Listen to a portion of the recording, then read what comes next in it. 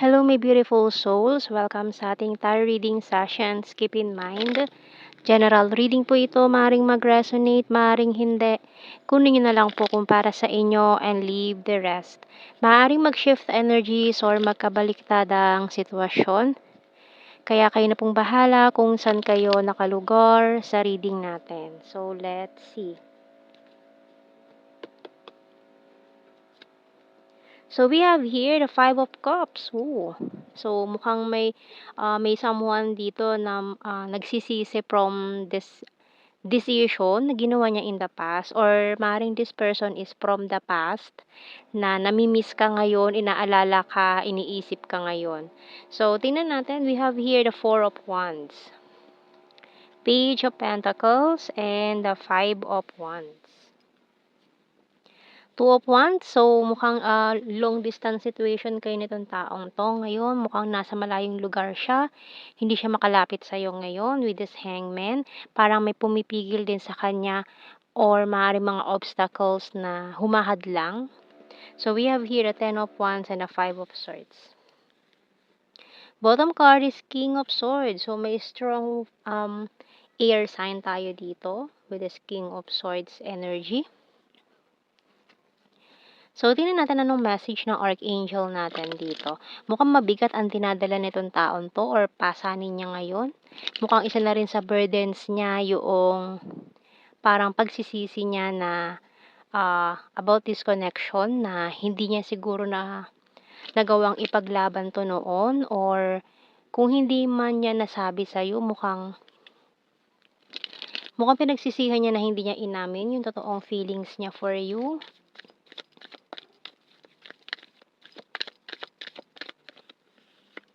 So we have here Comfort by Archangel Azrael.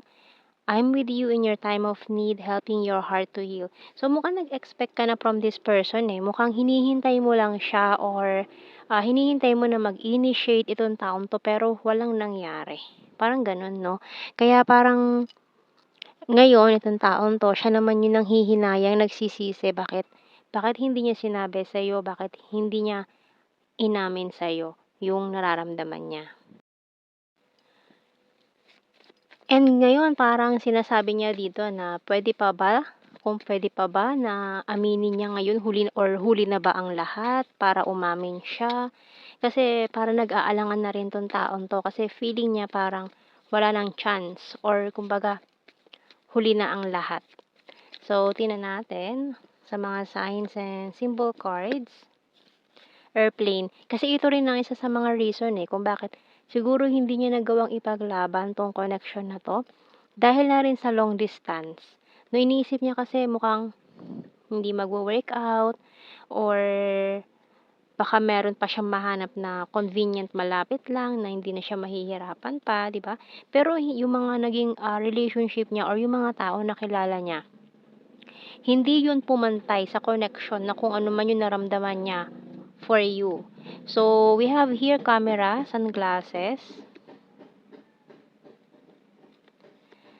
And may mga naging karelasyon siya, pero mukhang hindi mga nag-workout. Crystal ball, ring, closed book. So, ito na rin yung isa sa reason kung bakit parang natatakot siya lumapit sa'yo.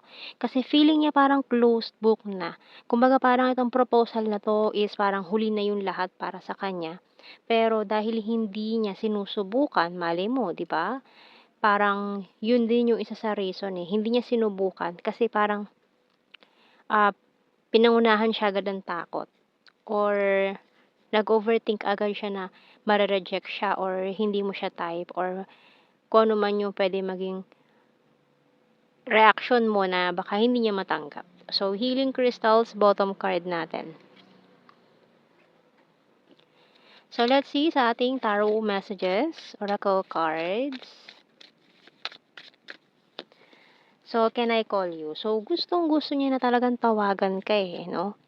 I have multiple opportunities. So, maaaring isa na rin to sa reason dati kung bakit hindi niya nagawang i-pursue ka, ipaglaban ka, piliin ka, ganyan. Maaaring dahil sa mga opportunities na rin, kasi parang nasa peak siya ng karir niya noong mga panahong yun. Mas inuna niya yung karir niya kaysa sa love life or sa'yo, or sa kung ano man meron kayo before. And eto na nga, 'no, pinagsisisihan niya talaga na he rejected you or she rejected you, kung sino man 'to or kung ano man ang ano niyo, 'no, kung sino man yung, energy nun. So, tingnan natin, letting you go, walking away. Nag-let go na siya, nag-walk away na siya, pero para siyang minumulto na nakaraan. My intuition choose you, I'm giving up. And this person really miss you. Ayan, I miss you so much and I love your humor. Bottom card, we're compatible to each other.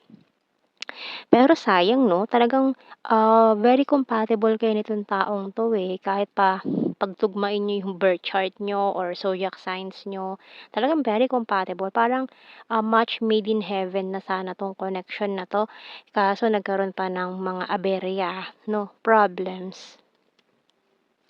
And tingnan natin more messages natin dito sa ating The Hidden Truth Oracle card. So, yung ganito mga connection ang nakakapanghinayang, 'no? Kumbaga, parang meant to be na or compatible naman kayo pero may mga obstacles pa rin na hindi na nagawang ipaglaban.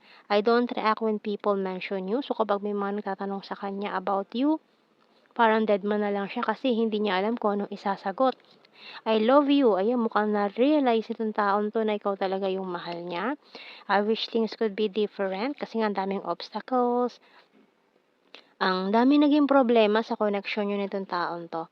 The timing just wasn't right for us. So, feeling niya din na hindi right timing nung mga panahong yun and we will be together again. So, iniisip niya na, baka sa susunod, ganyan, or very next time, ganyan, baka pwede na. So, I want to feel that way again, and I will wait for a sign from you. So, mukhang naghihintay lang din siya ng go signal or kung ano man 'to, signs na hinihingi niya sa universe, parang go signal, ganyan. And so many things remind me of you, pero hindi ko niya nakalimutan, 'no? And I wish I could take back my words. So, itong words of rejection na nanggaling sa taong 'to, ay talagang pinagsisisihan niya itong rejection na 'yan. Kaya maaaring tinanggihan ka niya dahil na rin sa mga reasons niya before. So, kuha tayo ng initials. Puwedeng initials ng pangalan niyo or anything na puwedeng mabuo connected sa inyo. PA, U, Pau, Pauline, Paulo, yan, YG.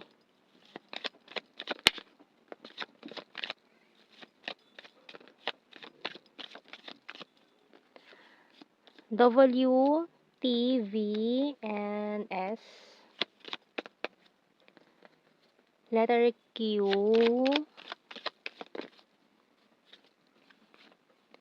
N, E, and C, may X, and bottom card R. So, let's see sa ating general signs and messages. So, mga keywords na lang 'to, hindi na natin kailangan i-explain. Alam niyo na mga meaning niyan, okay. We have here intelligent. So, mukhang, isa sa mga qualities na nagustuhan niya sa'yo, yung, pagiging matalino mo or very open-minded ka, hindi ka judgmental, ganyan. So, isa yun sa mga hinangaan niya sa'yo.